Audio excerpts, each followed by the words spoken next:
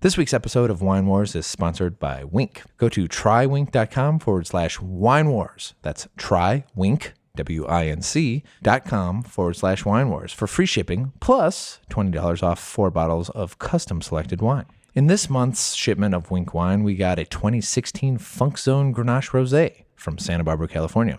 It's a beautiful floral rosé with hints of strawberry, and it's the perfect summer wine. For more information about Winc, listen to episode 55, where we discuss our experiences in getting our first shipment of Winc wine. For more information about rosé, hit up our Wine Wars episode 54 or 38, which was my transformational episode on my love for rosé. Again, try winc.com/Wine Wars for $20 off your first shipment of Winc wine.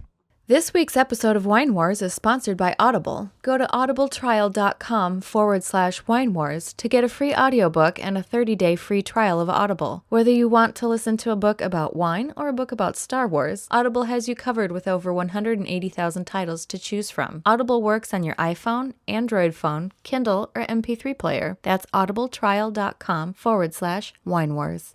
Previously on Wine Wars. Oh, Châteauneuf-du-Pape. We'll just pretend. Yeah, we better get that soundbite. Is that correct? Châteauneuf-du-Pape? Châteauneuf-a-doofy poopy. Châteauneuf-a-doofy na poopy. Châteauneuf-a-doofy poop.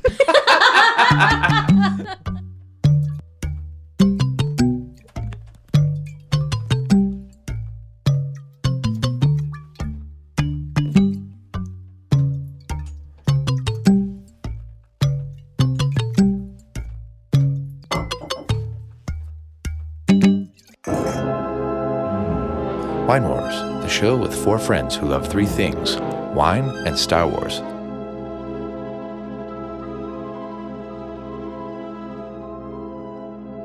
Welcome to Wine Wars. You're joining the 4 of us as we sniff, sip, and talk about wine live from our house in Madison, Wisconsin. And I am your excellent host and spectator. With me, as always, are Scott. Hello, Anne.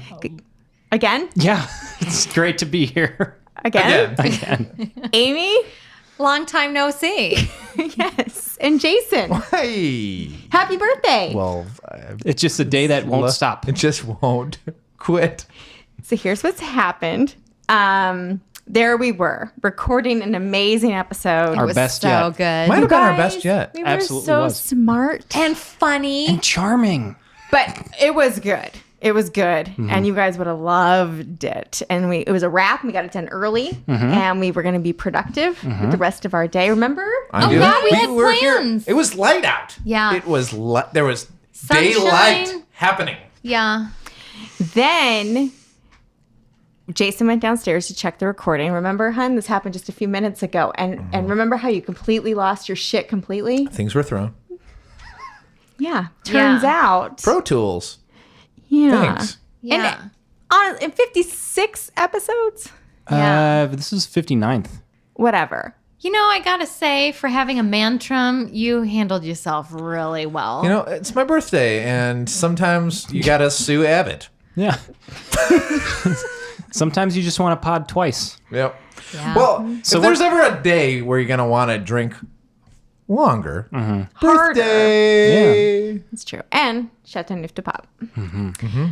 Yeah. Well, anyway, in 59 episodes, that was the first time that's ever happened where we did a full episode and we're our most charming ever and most informative and educated ever with the best pronunciation. and the funniest jokes. Oh, so good. You guys would have Killed it.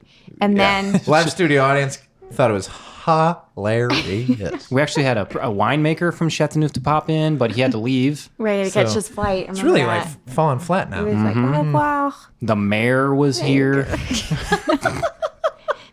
What So- other ridiculous things happened? So There this- were clowns making balloons. What?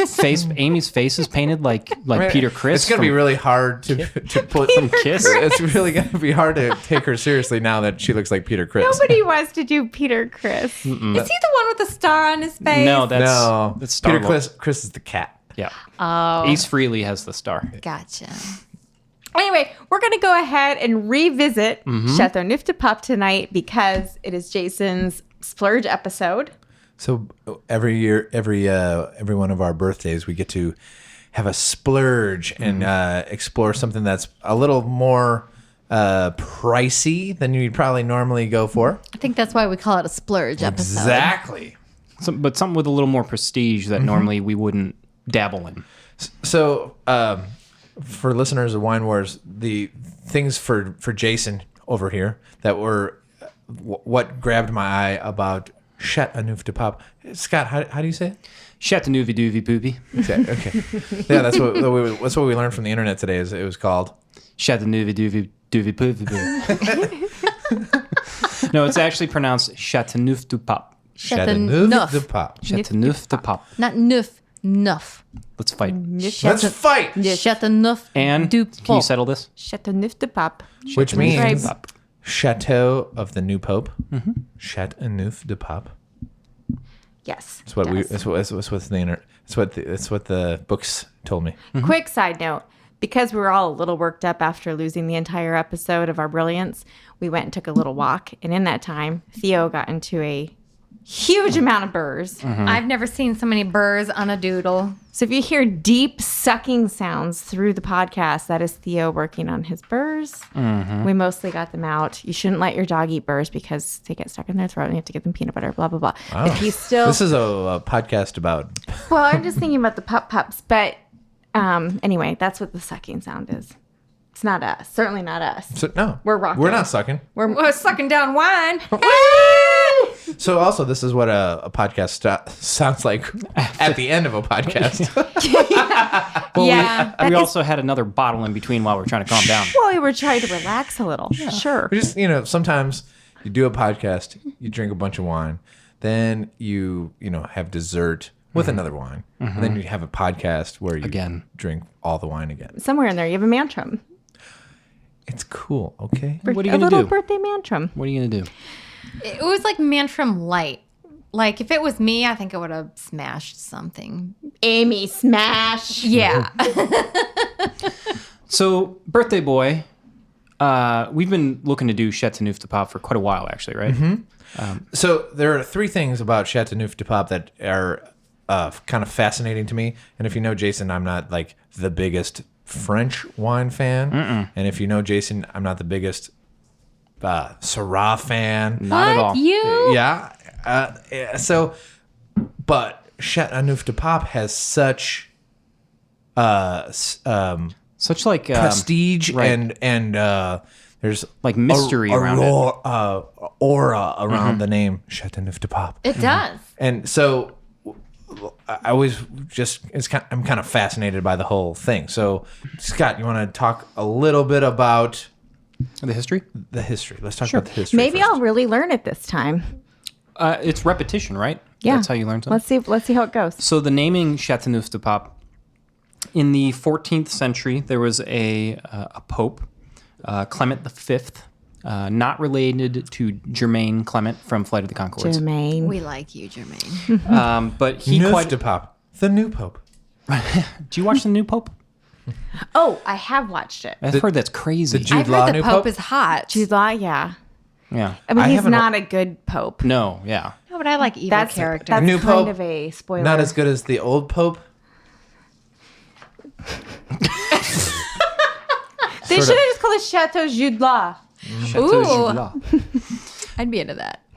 But this pope moved the headquarters of the papacy from Rome to Avignon, which is just south of Châteauneuf-du-Pape. And Châteauneuf-du-Pape is the southern part of Rhone. So when you talk Rhone, there's northern Rhone, which is Syrah, which is where Jason will not venture. No. But southern Rhone is Grenache based. Most wines are going to be made, the majority of the blend will be Grenache, followed by Syrah, Mourvedre, and then there's 10, 11 others that are allowed to be in the Because blends. there's 13 grape varieties, except really 14. Do I remember that Yes. correctly? That's do correct. remember that. Yeah. Yeah, Nice work. they're Nice called- retention. They're called the 13 grapes, but Grenache and Grenache Blanc, meaning the white version of the Grenache grape, are both allowed. So there's actually It's like 14. the Big Ten. Aren't there like 14 schools in the Big Ten now? I don't know. You're sports. asking me sports? I don't know. But it's like that, I bet. Probably. Yeah, Probably Exactly. just Sure. like that. Yeah. Yeah, we'll just slip in a few extra. Nobody Let really. me Slip it just in. say, in my misknowledge of She was my Spanish of teacher. Rhone, I always thought anything Rhone was Syrah. I did too, and I think you told me thought that. it was like a synonymous thing. Sure. So northern Rhone is Syrah. Southern Rhone, where Châteauneuf-du-Pape is more Grenache based. Correct. So back in the 14th century, the Pope Clement V was a Frenchman. So he moved the papacy to Rhone. And then over the years, they built a chateau for the Pope to live at. So his predecessors lived there for like 70 years or so. So it was kept in Avignon. And then over time, it went back to Rome, which is where it is now. But Then they were like, we need to build an entire a whole city. Yeah. Right in the middle of Rome. But because of the popes living there for so long, the wine standards really went up in quality. Because at the time, Bordeaux was really the bee's knees, as the kids say these days. Yeah, that's the kids. So the Châteauneuf-du-Pape in southern Rhone started to more model themselves after the Bordeaux quality. And then from there, it just went up and up. And in terms of more recent history, in the 1920s, there was a lawyer in the region who was lobbying for the standardization of the AOC system, the Appellation Origin Contrôlée, which is at the time was actually also used for other produce, cheeses, I think meats as well. But it wasn't assigned to a wine region until 1936. Châteauneuf-du-Pape was the first AOC region in all of France.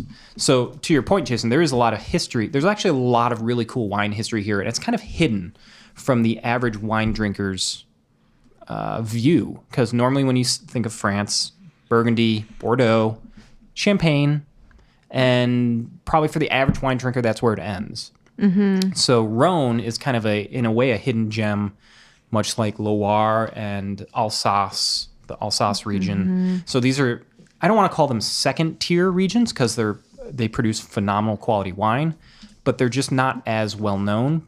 I just Googled Avignon because I didn't realize that was part of Rhone. And because I was thinking, isn't that the place with all the like picturesque lavender fields? Yes. OMG, you guys, just We need to Google go. image search. It's Rhone is just gorgeous. Yeah. just So is that gorgeous. in Provence?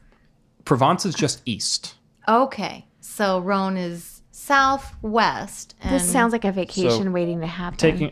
If there's actually a really good website that I'll I post. want to go to there. en-chateauneuf.com, and they have a whole bunch of pictures and a bunch of information for wine nerds such as myself. So that's the actual chateau for the Pope, and it was bombed out during the wars, Damn it. and they've kind of just resigned to leave it that way. Mm-hmm. Excuse me. You gonna throw up? No, I'm not gonna throw up. I'm just gonna just. I'm gonna I mean, swallow this is it. like our 10th bottle of wine. Sometimes you Someone's probably. But it done is that. so Okay. picturesque, just beautiful hillsides, and there's mountains in the distance. And from the top of the hill of this city, which is where the chateau is, you can overlook all the vineyards, and it's just gorgeous. I bet the wine tastes even better if you're sitting there looking at those vineyards I kind of think so too. than if you're in our dining room in Madison. No, the most picturesque. It's better here. It's a little weird, yeah. The most picturesque stuff, though, there's very varied like soils, but the kind of the main, seemingly the main characteristic is the big gigantic stones that line the vineyards. Gallet. Gallet. Galet. Oh yeah. Weren't you saying that they're kind of shaped like a skipping stone? Yeah, fat big ovals. Yeah. Yeah. Left behind by glaciers. Yeah, the alpine glaciers that went through the region, 100,000 years ago or so, they left behind these rocks in their wake, which makes up the base of the soil for the most part throughout Châteauneuf. The soil underneath actually can be quite varied. Sandy or limestone can be under there. But the gallet is what kind of is the commonality across the region. And when you look at it, it doesn't even necessarily look like soil in some regions. It's just stones. Yep. You're just like walking across like a mountain, just destroyed, and here's the remnants of it.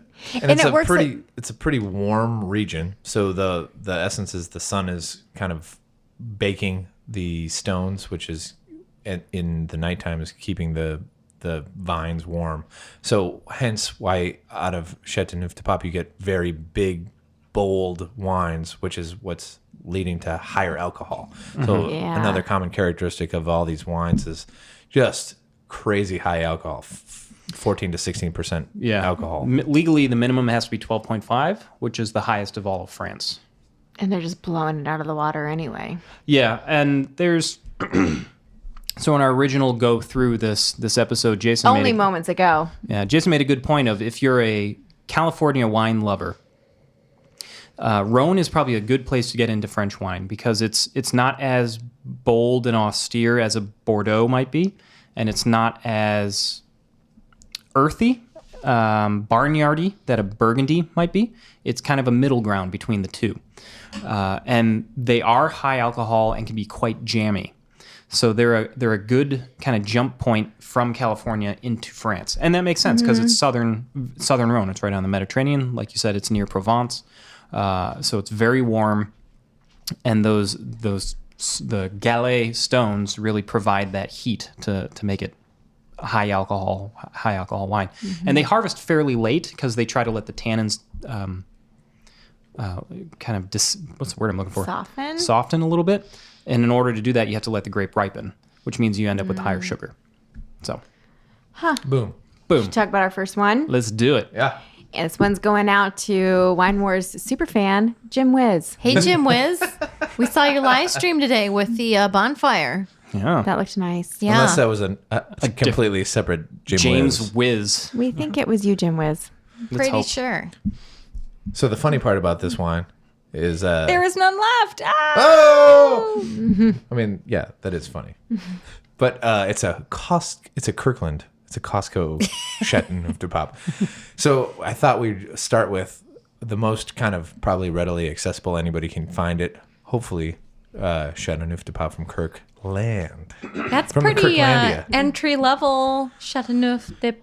Yeah. We were Yep. shocked to even see it. I mean, wasn't that kind of, you're like, what the hell is Kirkland doing with this fancy pants wine that Right. we don't know You anything would not about? have. I wouldn't have even expected it to exist there. And it was Is that what you have in cheap. here? Yeah. I mean, so just in terms of the price range of Châteauneuf-du-Pape, Yeah, it's yeah. there. Like Yeah. a $50 wine is probably the average. Yeah. And so I kind of think this was a $30 wine, Kirkland. Which Yeah. is, it's not for an average wine drinker, that's splurgy. Yeah. You're getting in that splurge territory. for Especially sure. when it says Kirkland on it. Yeah. Yeah. And you're a little like, ugh, $30 on it. Like, so we know Châteauneufs are, Should be great. right. But you wouldn't expect that from The Costco average to dude. produce it. But the grape growers and the vintners in the region, they're selling it via Costco. Yep. So they're still doing their work. They're still abiding by the laws for growth and production. And we ended up with a really nice wine. And it has the notary thinger on the bottle, which is like this raised glass imprint that every Châteauneuf-du-Pape bottle has. And I think that's kind of like a seal of authenticity. And it has it. Yeah. That's cool. Yes. So This is Can an I describe authentic it? wine. Please. Okay. So this little embossed Embossed. That's the word. Yes. So this embossed imagery on the bottle is basically an arched labeling that says Châteauneuf-du-Pape, and then it's got the little Pope hat. What is it? His tiara? Tiara, yeah. Okay. And then beneath that, like a skull and crossbones, except holy, it's got the The keys to the castle. yeah, the keys to the kingdom, which represent Saint Peter, correct? the keys of St. Peter, Okay. who was the first pope. Right, but he is the gatekeeper to heaven, I believe. So, Thank you. anyway, that's It's really good. and it is on this Costco originated bottle. So Everything from CDF. There we go. But this is the second take. CDP. Châteauneuf-du-Pape. You down with CDP? Oh, because Châteauneuf You is know one me. word. Oh, I get your which is joke. weird. 20 minutes later. Yeah, those are the best jokes. Oh, I get it now. So every CDP wine will have that embossment on there, on Very the cool. bottle. It is very cool. It's very unique. You don't see that elsewhere. You don't. Does not say what the blend is on this. It lists a whole bunch of grapes on the back, though. Yeah, it does.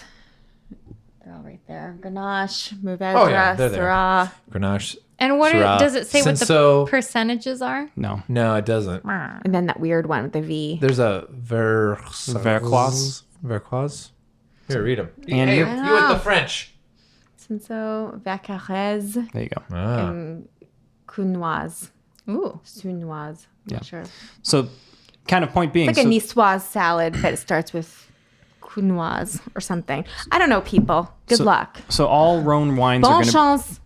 What does that mean? It means good luck. Oh, gracie. Yeah. Merci. All Rhone, Châteauneuf-du-Papes are going to be blends.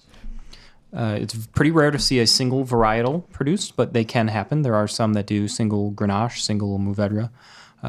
But your main 3 grapes of the region are going to be the Grenache, Syrah, and Mourvedre. So quite often you will see, not necessarily from Châteauneuf-du-Pape, but in the region, a GSM blend. So it'll say on the label, GSM.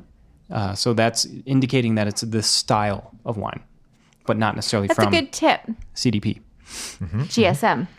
Right. Got it. They're usually like seems surprisingly, this seems like a perfect example of this wine. It's a big, kind of spicy, big fruit, but there's still the terroir of the region kind of present. It's not overly jam bomb, but No, it's like a mellow jam. yeah, And it is floral. So we talked about that in our first run through this. You They would have all loved kind it. of, almost like a rose petal type of flavor, licorice type of thing within Licorice, all of these. Violet. and surprisingly, it's kind of I hesitate to say this. This might be my favorite of the 3. Really? Yeah, especially after they've all kind of leveled out. I mean, it's a little dull on the finish, Yeah. Doesn't hang out around too long.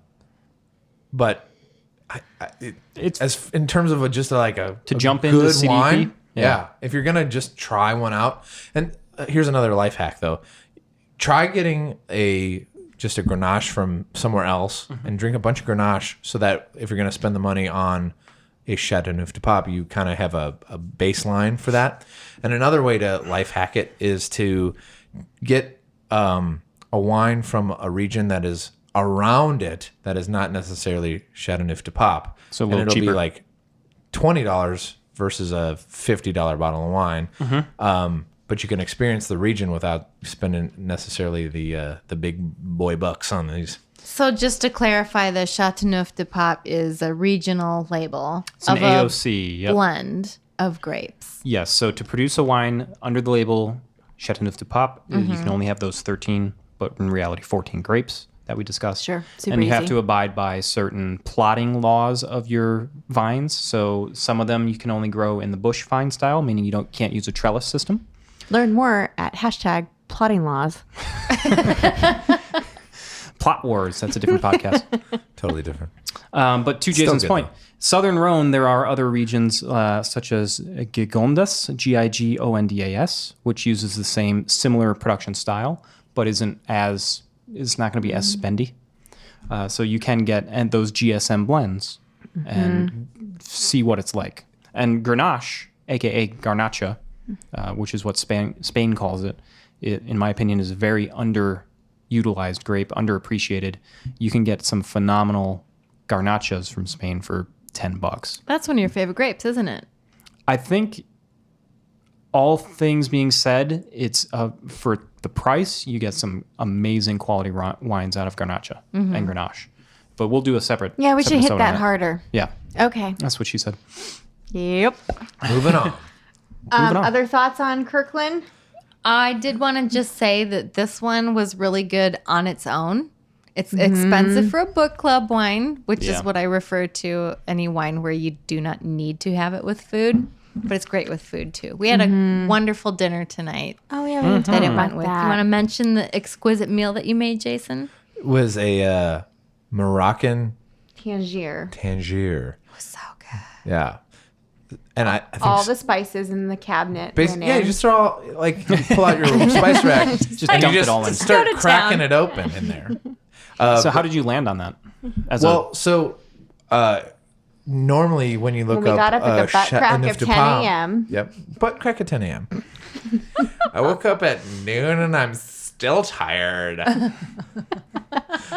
Dana Carvey. Dana Carvey joke. When you kind of do a food pairing with a Châteauneuf-du-Pape or a Syrah or Grenache, you would think it would be all meat all the time. So we were kind of looking for a vegetarian option, and the Moroccan Tangier was a good choice. So we did a fish Moroccan stew, basically. It had cauliflower and carrots and olives and tomato sauce. And then I took a cod, which should soak up that flavor. And I think that in general, with a Tangier, you're supposed to kind of do layers and just let it kind of bake and then stew into itself. We kind of Ain't no one got time for that. No one got time for that. So I did the po' man's version and just stewed. I stewed the shit out of that. It was so good. Yeah, Oh my God, but it's really I think good. the other essence of it is it's the cumin and turmeric and Paprika, right? paprika, a lot of paprika. Yeah, it's kind of the Smoky. garlic and onions and yeah. But and I think when we made this episode earlier tonight, Scott was like, "Well, it makes a lot of sense because it's like this is a blend of a bunch of grapes and wines and." Tangier was kind of a blend of flavors, a lot of Complex flavors, layers. So when we were combining all of the flavors in the food and wine, it was pretty like whoa. Yeah, that is awesome. It really was. My first bite was one of those magic bites. Yeah, it is actually quite often recommended with Châteauneuf-du-Pape that you get something very bold, very complex. Quite often it's like a seared meat of some kind, but since we tend to not eat a whole lot of meat here, this was a great choice. So This is so good to know because we like a lot of, I don't know what that word is, lots of interesting exotic spices kind of food. And you're always like, maybe we shouldn't do that tonight because I don't know what wine to put that with. Like we should just go back to pasta and marinara because we know that tastes good with wine. So this was a good little tip that it's about picking, I guess, a pretty bold, complex wine, and then you can get away with it. Especially with the spice. Yeah. Like if you're gonna be spicy, this kind of spicy textured wine was a good fun choice. yeah, You and still had your tomatoes, the zip from it. That's it was true. just Moroccan spicy stewed tomatoes true. with a bunch of other veggies. and probably so helps. and for me Yes. and who who Scott I is? am, Grenache, aka Garnacha, always has like a white peppery flavor to it that I love personally, and I think that's why these pair with those big bold foods very well because they're going toe to toe. Totes make sense. yeah. So. If you're looking for a nice two-way pairing. Two-way meaning both the wine and the food have been elevated. Yes. Both, Yes. both are Complement presenting each them other. best selves. So I know you said you might have that Kirkland might be your favorite, but the one we just poured, number 2 here, might make you change your words. Really? Oh. So the number 2, the Clos St Michel, is a 2014 as well. Oh. We right when we opened it, we were like, oh, this is tight, and we decanted it. So now, after recording 2 episodes of the show, we are. It's been decanted for 5 hours. for 4 or 5 hours. Yeah. So actually, I feel like that's a good time to mention the aging of the wines and the decanting of the wines. Yeah. So the reason. So the reason we decanted this, as Jason said, it's very tight. The tannins are not matured enough, so it's a little austere. It's a little tough, not as refreshing as you would like the wine to be. Just a little sharp. A little sharp. So by decanting it, you introduce a whole lot of oxygen to the wine, so it ages it rapidly. It oxidates it. Oh, So- wow. That's really different from... Absolutely. Way more. Palatable. Approachable.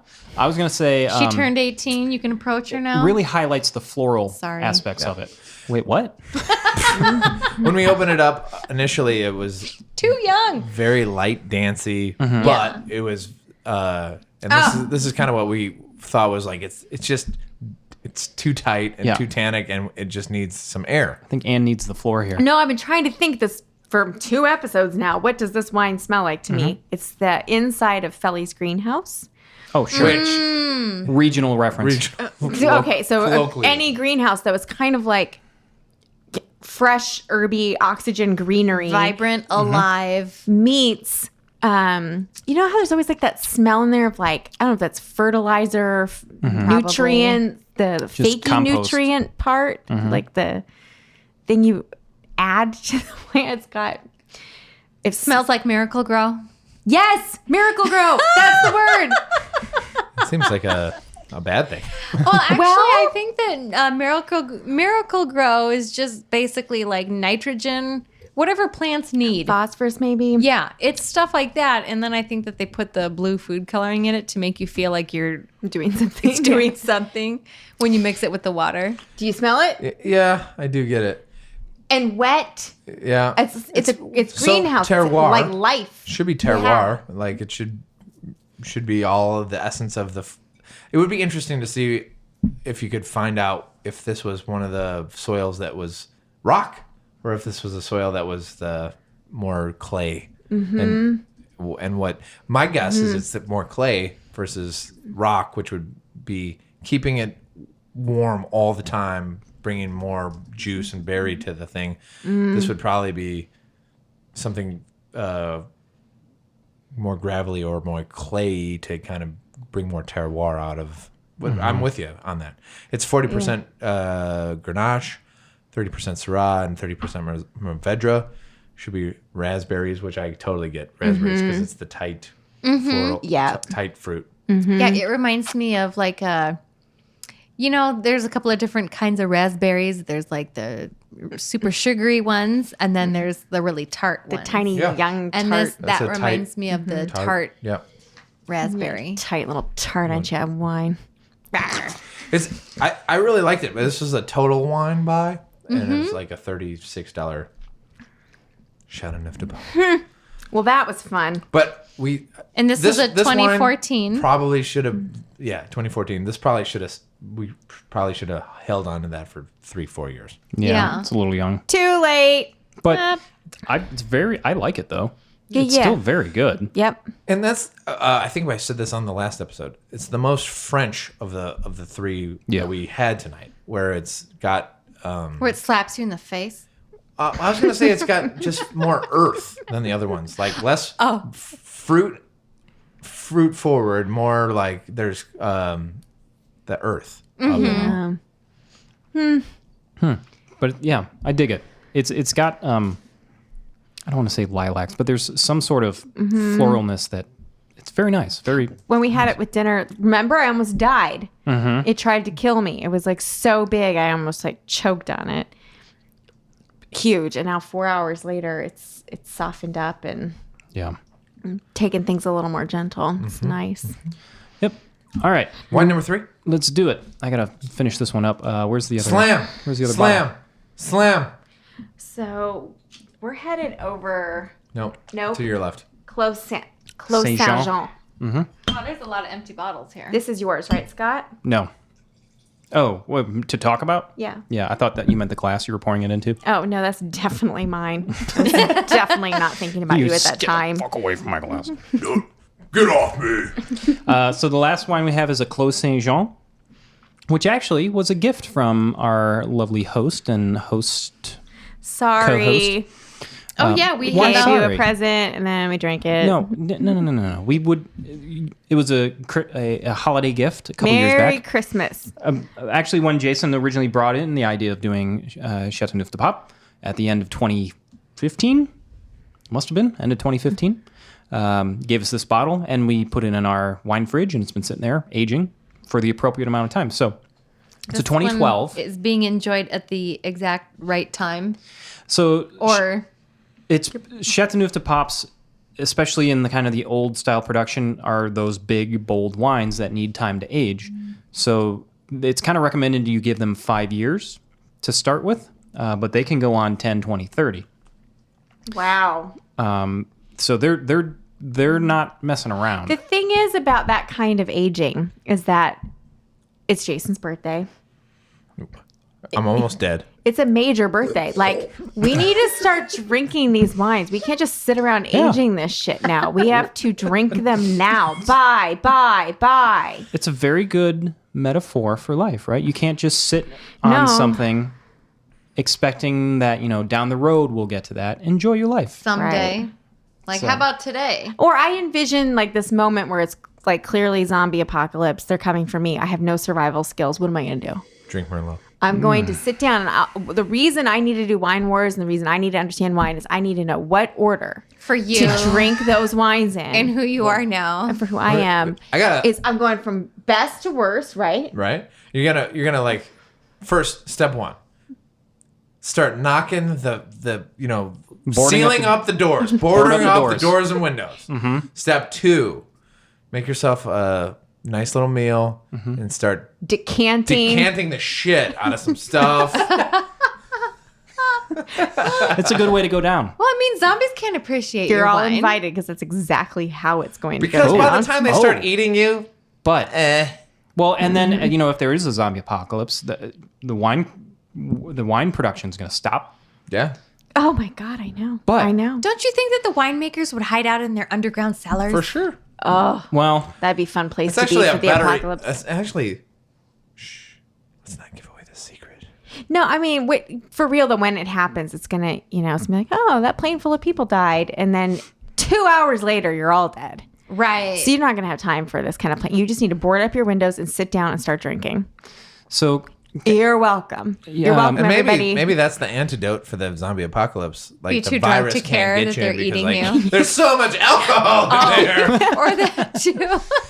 They're getting pickled. kind of if I can take this in a little side direction. I but like where we are right now. No, yeah. Okay. To Amy's point, what would the winemakers do in an apocalypse like this? There's actually a very good book about this topic, about the winemakers of France surviving World War II and what they do with the wine production under the Nazi regime. And like how they stuck it to the Nazis all the time. You're like, oh yeah, this is my best wine. And it's like literally their piss in the bottles. And like they shipped it off to the captains because they had to give pretty much all of their wine production to the Nazis. Hitler is so angry right now.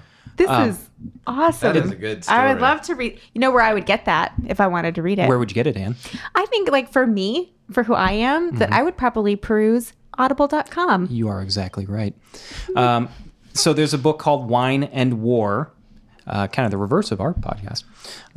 So it's Wine and War. But it's all about the French being occupied by the Nazis during World War II and how they survived that battle and continued to produce wine and continued on that, tradition, to your point, right? Mm-hmm. Like Alsace in particular, from like 3 generations was German, then French, then German, then back to French.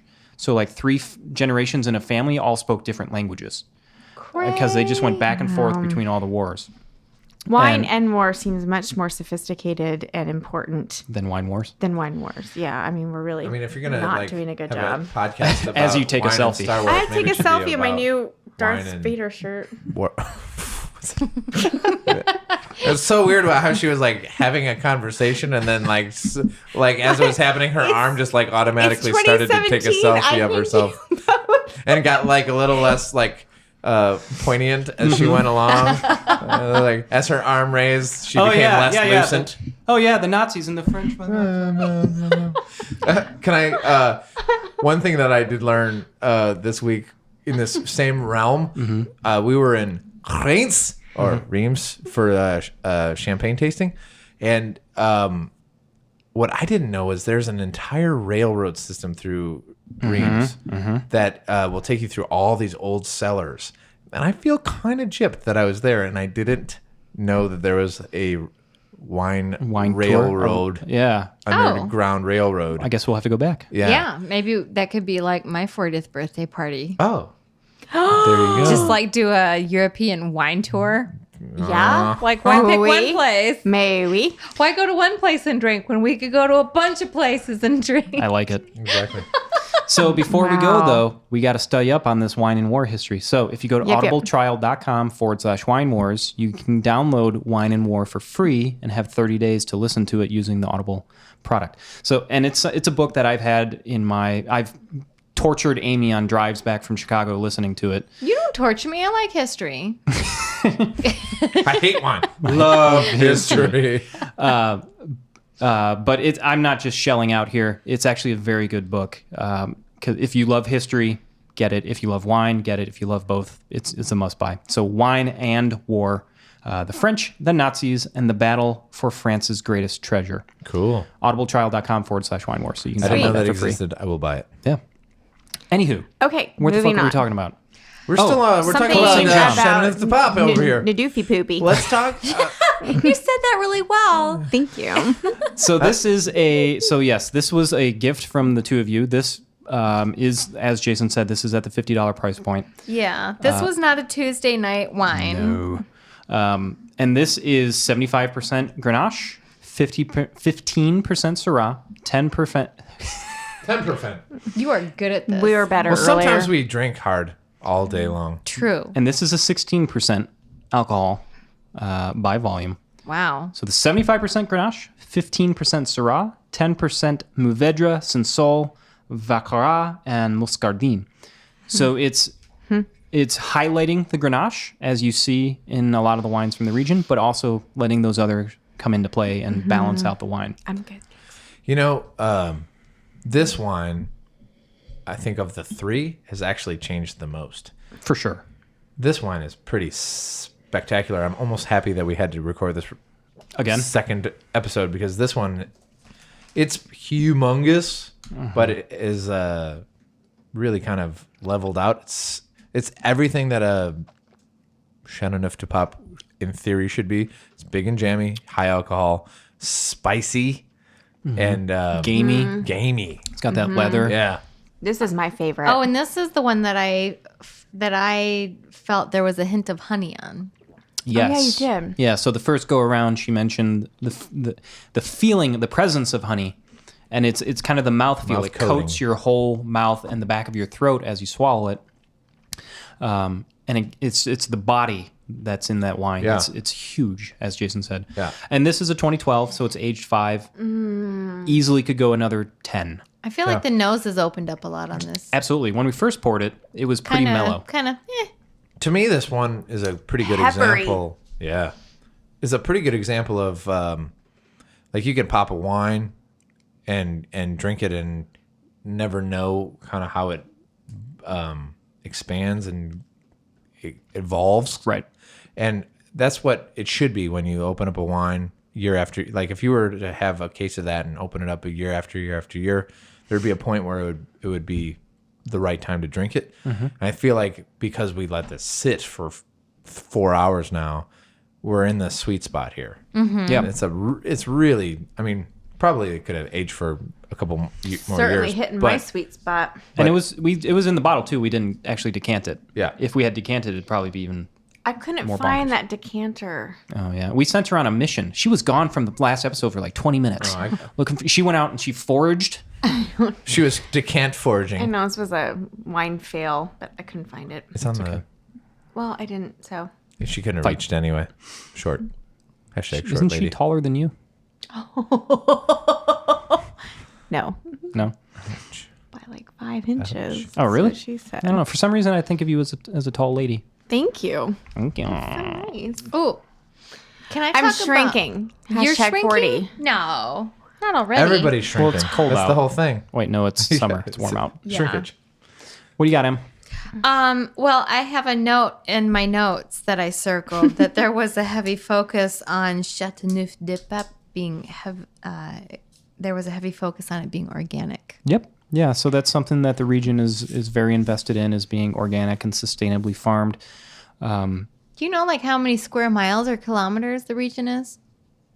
Just, off the top of your head, wine nerd stuff. You don't know that? You don't oh know my it God. off the top Scott, of your head. why are you on this podcast even? You don't. I'm gonna guess that it's 8,000 hectares. Okay. I think he's close. Let's see what Google Because- says. I was looking. I think it's pretty close. What do I win A kiss. Oh, with tongue? Sure. with Tom? Yep. Tongue. Kiss with Tom. There he is. That's Tom. Go kiss him. The He said village. yes. Yeah. May I Stall. why we want to know this? Yeah. Look, I don't I think know. she's just guess, trying to stump the curator. Well, I guess I was just thinking, like, if it's a very small geographical region, they would be very conscientious about not dumping a bunch of pesticides on this very precious land. The vineyards cover approximately 3,200 hectares. Oh. So I was wrong. Oh, so you can keep that kiss. You were way off. Yeah, less than half. You don't get nothing. The thing that the Wine Bible says is that for as this region being like this amazingly old wine region, it is really playing with its brand, I guess. So it is not entirely locked into this is our tradition, this is how we do it. So they're experimenting and evolving, which I think is, especially for France, an amazing thing because Yeah. That's not it's really what they're known for. Because, well, when you think Burgundy, you get Pinot Noir. That's the only grape you can mess around with, right? Yeah. Bordeaux, And you Chardonnay. get... Well, on the white side, yeah. But you don't... Well, I'm you just can't, saying. You can't really blend, right? Right. So with Bordeaux, you get 6, I believe. But typically it's Cabernet Sauvignon, Merlot, and Cab Franc. And then a few other Champagne places. is 3, right? Champagne is Pinot Noir, Pinot Meunier, Chardonnay. So here you have 13. Well, the 14. 14. Or yeah. 14. So Well, and on top of that, then there's also different ways of storing the wine, right? Like Different- some of them are in oak, or no? yeah, you can use oak. You can not use oak. So like You the can use a Grenache. concrete, And they, Apparently, whatever you call we it. learned that in the last episode. Listeners would have loved it. Yeah, the Grenache for the Clos St Jean is produced in a cement tank. The rest uses oak, but yeah, there's a lot of ground to play with, and the soil is different, and you can blend. So this really is is this the California of France? yeah. And that was the thing that I thought was interesting. There was like, as it being the first like AOC, they're still evolving the recipe. And I saw a YouTube interview where they were asking a guy, a Châteauneuf-du-Pape winemaker, if they were changing their thing to get higher alcohol to satisfy a Robert Parker. Oh, they're And- jaming their flavor profile? And just making them, because they can. It's super warm there, so they can just leave it on the vine. continually leave it on the vine and make it jam Jammy. bomb for the Robert Parker palate to get higher wine scores.